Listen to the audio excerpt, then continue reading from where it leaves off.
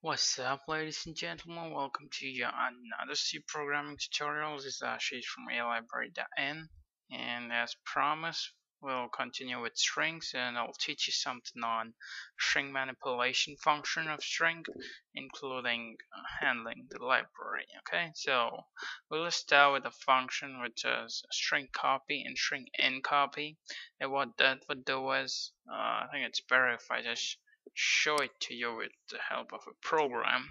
Okay, so I've just written down the program to save a lot of time. So let me tell you what I've done here and what string copy and string encopy does. Okay, and let's get started.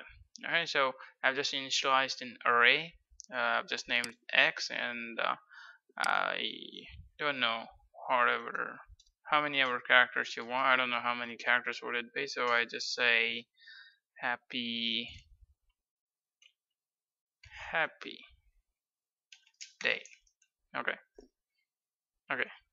then I've taken another character. I've just array. Okay, it's an array which stores 25 elements. I've called it y, and all will be of the type character, similarly z. And now let me just print what's in the x. Okay, so we all know x will print out happy day, and in the next string I'll print out what is in the y. So we didn't put anything in y. Okay, make a note of that. We have not put anything in y, so what we'll do here is we'll just copy all the contents of x into y, okay, including the null character. So that will copy. Now if you print out y over here, it will print out happy day over here again. Okay, so now coming to what string encopy does, and this is simply like, it will just copy first 14 characters. I'll copy first 14 characters of x into z. Okay, I'll just repeat it for you. I'll copy 14 characters of x into z. Okay, but it does not copy the null character, so we have just added it. So remember, 14 here refers to the index number and not the number of elements. So at final end, we just print out z over here. Okay, so let's just build and run it. Hopefully there are no errors, and it works perfectly fine. So as you can see over here, I'll just zoom it a bit. I think it's okay. Okay, as you can see over here, string in array x, as we all knew, it was happy day. So the string array y is, now we have just copied it over here in this.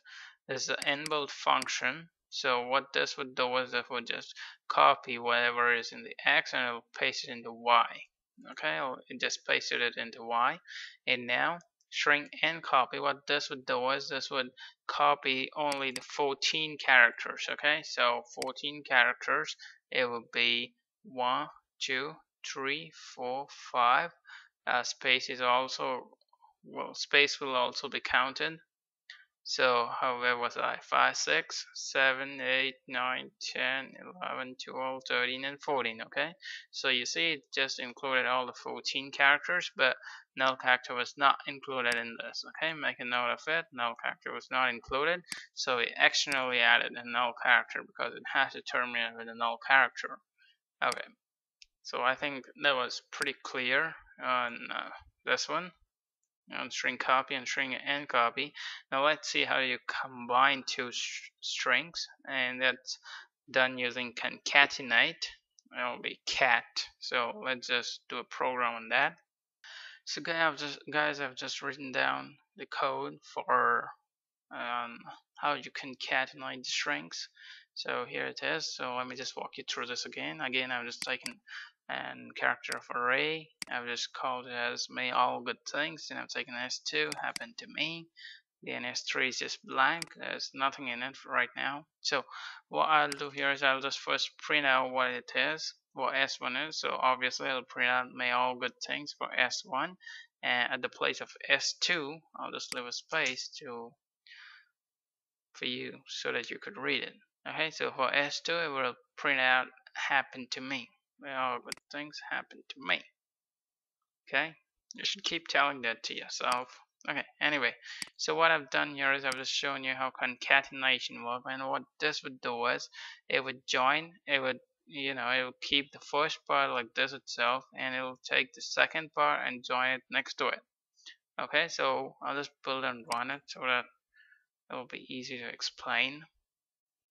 So there you go. We all knew that S1 was may all good things. Then S2 we just put it as happened to me. So this was this one. Okay. So now let's see what will happen when we uh, combine it. So I think I'll just leave a few spaces over here, and it'll print it in the next line. So yeah, this looks much better. So it'll be very easy to explain. So let's get started. So what this did over here was the concatenate thing. It just concatenated both S1 and S2. So it just joined it. It was here, and it just put the S2 string next to it. So it became may all good things happen to me. Okay. So now in the next step, what will happen is where should I place it? I think this is okay. Okay, I'll just zoom it later on. So in shrink and concatenate, as you can see, I'll paste it. So there it is. I'll just paste may all. We all know that string S3 was empty. So what this did was it just joined the empty thing to with the S1. Okay, S1 was only 6 characters, so 6 character resembles over here. Okay, so it'd be MAY, a space makes it 4, then AL. So it would be 6 character. Now I'll concatenate first 6 characters of S1 into S3. Okay, places a null character at the end after the last character. Okay, so now what we'll do is we'll just concatenate S3 and S1 now. Okay, so we all know S3 for now was may L, just an L missing. So when we combine both S3 and S1, it will be may all good things happen to me, because S1 over here was changed to the whole statement. Okay, it just now S1 just became may all good things happen to me. So this is how you concatenate your string, two strings together. So in the next program, let's see how to compare two strings. Compare, string compare, and string and compare.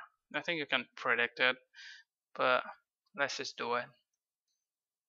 So guys, this is a program for string compare and string and compare. So as you can see, I've just initialized character pointers over here.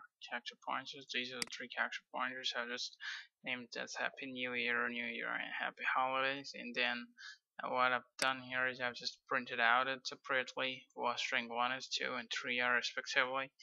And then what I've done here is I've just compared the string using string compare. I've just compared first with the second. Okay, now there's a thing with comparison.